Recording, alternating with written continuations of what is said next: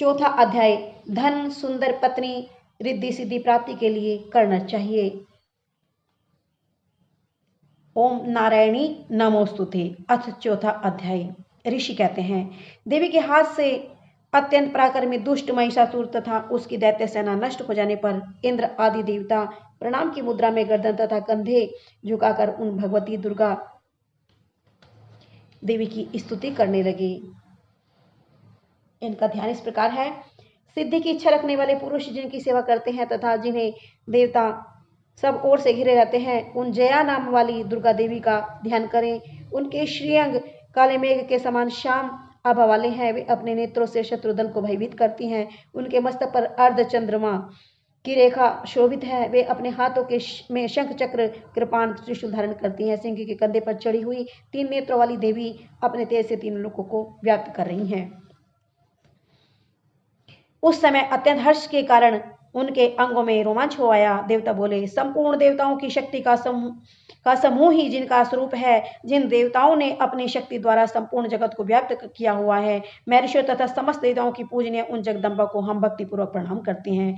वे हम लोगों का कल्याण करें। जिनके अनुपम प्रभाव एवं बल का भगवान शेषनाग, ब्रह्मा और महादेव जी भी वर्णन करने में असमर्थ है। वे भगवती चंडी का संपूर्ण जगत का पालन एवं अशुभ भय का नाश करने का विचार करें। जो पुण्यात्माओं के यहाँ स्वयं ही लक्ष्मी रूप से, पापियों के यहाँ दरिद्रता रूप से, शुद्ध अंतःकरण वाले पुरुषों के हृदय में बुद्धि रूप से, सत्पुरुषों में श्रद्धा रूप से तथा कुलीन मनुष्यों में लज्जा रूप से निवास करते हैं, उन भगवती देवी को हम नमस्कार करते हैं। देवी, आप संपूर्ण विश्व का पालन कीजिए। देवी, हम आपके अचिंत्य रूप, असुरों का नाश करने वाले पराक्रम तथा समस्त देवताओं और दैत्यों के सामने युद्ध में प्रकट हुए अद्भुत चरित्रों का हम किस प्रकार से वर्णन करें। आप संपूर्ण जगत की उत्पत्ति का कारण है। यद्यपि आप में सतोगुण, रजोगुण और तमोगुण ये तीनों गुण मौजूद हैं, फिर भी दोषों के साथ आपका संसर्ग नहीं है।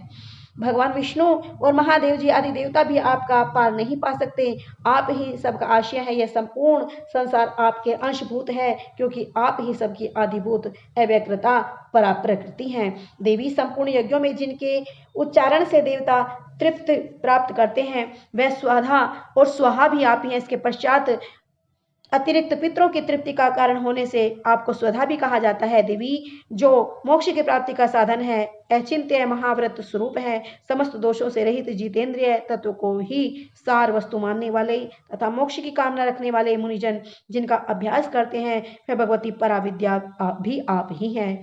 आप शब्द स्वरूपा हैं।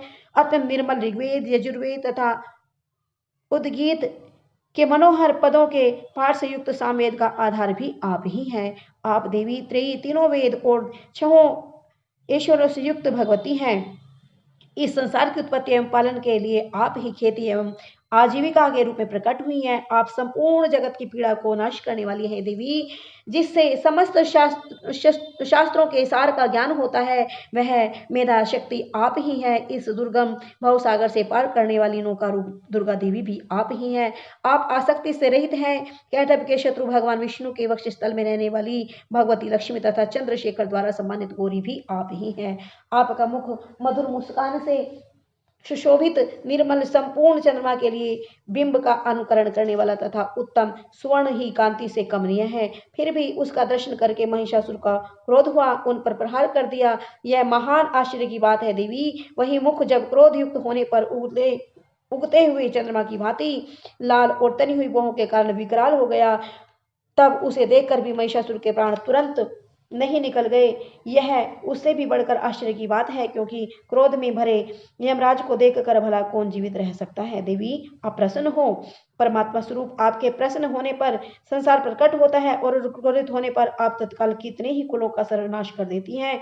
यह बात अभी अनुभव में आई है, क्योंकि महिषासुर की यह विशाल सेना क्षण भर में ही आपके क्रोध से नष्ट हो गई है। सर्वदा अभुदय प्रदान करने वाली देवी, आप जिन पर प्रसन्न होती हैं, वे ही देश में मान सम्मान पाते हैं। उन्हीं को धन और ऐश्वर्य प्राप्त होता है। उनका धर्म कभी शिथिल नहीं होता और वे ही अपने स्वस्थ स्त्री, पुत्र तथा सेवकों के साथ धन्य माने जाते हैं। देवी, आपकी कृपा होने पर ही पुण्यात्मा पुरुष प्रतिदिन श्रद्धा पूर्वक सब प्रकार के धर्म कर्म करता है तथा उन्हीं के कारण स्वर्गलोक को प्राप्त होता है। इस प्रकार निश्चय ही आप तीनों लोकों में मनोवांछित फल देने वाली है। माँ दुर्गे, स्मरण किए जाने पर आप सब प्राणियों का भय हर लेती हैं और स्वस्थ पुरुष द्वारा चिंतन करने पर उन्हें परम कल्याणमयी बुद्धि प्रदान करती हैं। दुख, दरिद्रता तथा भय हारने वाली देवी, आपके समान अन्य कौन है जिसका चित्त सबके उपकार के लिए सदा दया से पूरित रहता हो। देवी, इन राक्षसों के मारे जाने से संसार को सुख मिले तथा ये राक्षस दीर्घ काल तक नरक में रहने देने के लिए भले